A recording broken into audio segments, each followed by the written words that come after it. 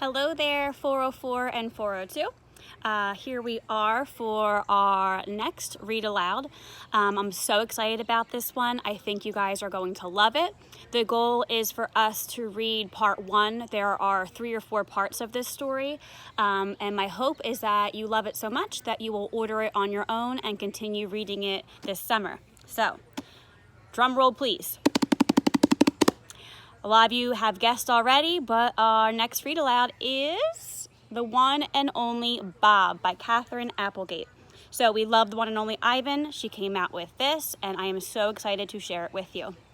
I'm going to read about 14 pages today. They're a lot shorter than Rump was. You guys are familiar with how short the pages are when we read Ivan.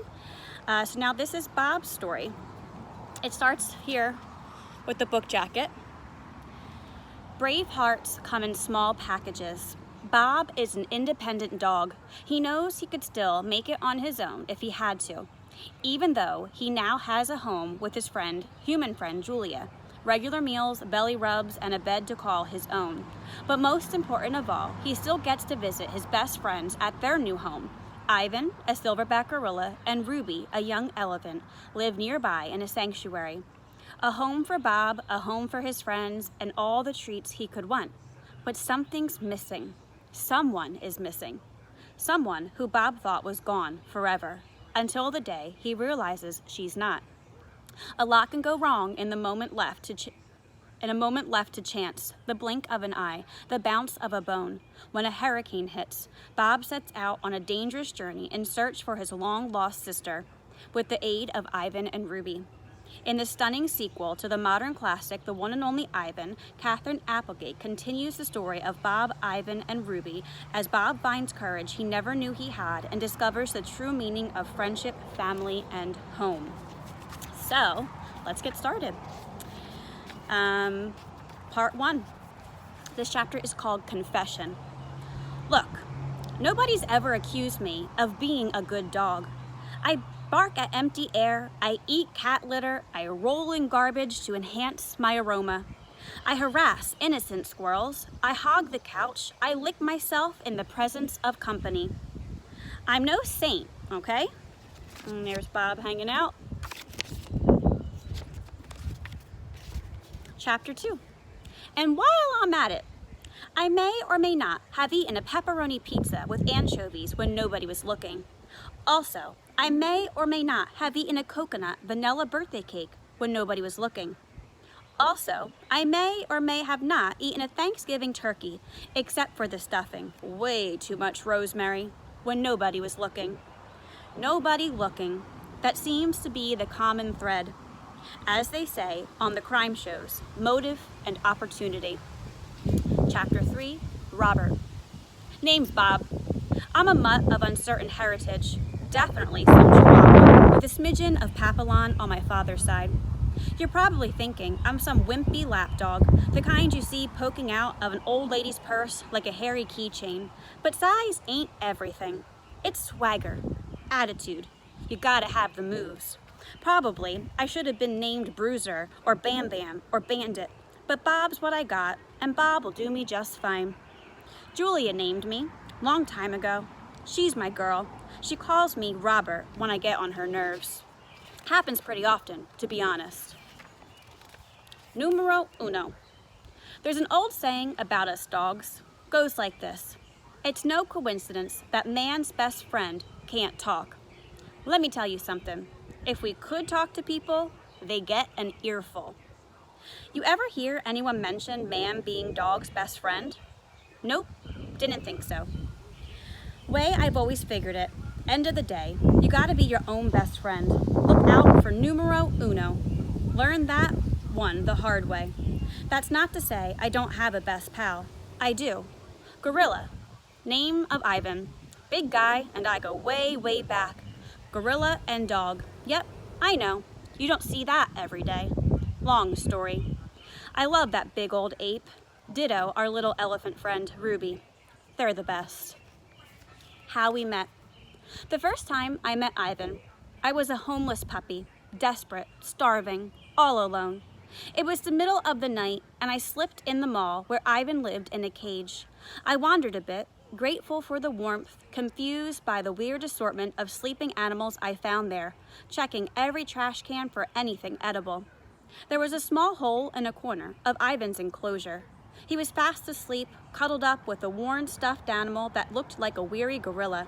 He was snoring. That guy snored like a pro. In his open palm was a chunk of banana, and I still get shivers when I think about this. I ate it right out of his hand. Guy could have squeezed his finger shut, and I would have popped like a puppy balloon, but he just kept on sleeping. And then, more shivers. I am either a maniac or the bravest dog on the planet. Probably a little of both. I hopped up onto that big, round, furry tummy of his. That's right, I climbed Mount Ivan. Crazy, I know. I have no idea what I was thinking. Maybe I was so exhausted I went a little bonkers. Maybe he just looked so warm and cozy that I figured it was worth taking a chance. I did my bed boogie. Dogs don't feel right till we do a quick dance before settling. Once, I had things just so. I lay down in a little puppy lump and rode the waves on that tummy like a punny boat on a great brownie sea. When Ivan opened his eyes the next morning, he didn't seem surprised in the least to find a puppy snoozing on his belly. He refused to move until I woke up. I think he was glad, as I was, to have found a new friend. The amazing history of man's best friend. And here's a picture of Ivan and Bob. Before long, me and Ivan were best buddies. We're an unlikely pair, sure. Ivan's calm and serene, a philosopher, an artist. I wish I could be more like that. No one's ever accused me of being level-headed. Hot-headed, sure. And I can't talk pretty like Ivan can. I'm a street dog after all, and proud of it. Still, we clicked, in a way I never had with humans. Man's best friend? No way. Gorilla's best friend. You bet. Seems to me the first time I ever heard that phrase, man's best friend, was while I was watching TV with Ivan. Back in the day, Ivan had his little television and we watched a lot of stuff together. Old movies, westerns, cartoons, you name it. Poor guy was stuck in a cage, didn't have a lot else to do except throw meatballs at gaping humans. Anyway, me and Ivan, big fans of the tube. Cat food commercials, pro bowling, Dancing with the Stars, what's not to like? Once we watched a special on the Nature Channel. It was called The Amazing History of Man's Best Friend. Show was all about famous dogs. There were rescue dogs and therapy dogs and war dogs and fire dogs and movie dogs and this dog and that dog. And between me and you, most of them were just plain overachievers. Then they got to this dog named Hatch something or other. Hatchet Toe, maybe? Seems his owner died, for the record. I object to the word owner, but we'll set that aside for now. And Hatch something or other sat around for over 9 years in the same spot at the same train station day after day, waiting for him to return. Thing is, the narrator guy was blabbing on and on about this dog, really over-the-top stuff. How loyal, how loving, break out the Kleenex, blah, blah, blah, wah, wah, wah, man's best friend. They made a statue of this dog, I kid you not. A statue of the dog who sat around 9 years waiting for a dead guy. That's a true story, by the way. It's Hachiku, look it up. In my opinion, that dog was ninny, a numbskull, a nincompoop. So, there is the first couple pages of the one and only Bob. I love his attitude, I love his humor. I'm already obsessed with him as a character. I'm so happy Katherine Applegate made this sequel. Miss Reichert's gonna pick up for tomorrow, and the next chapter is called Yours. All right, boys and girls, I can't wait to continue this with you. I'll see you on Google Classroom. Bye, guys.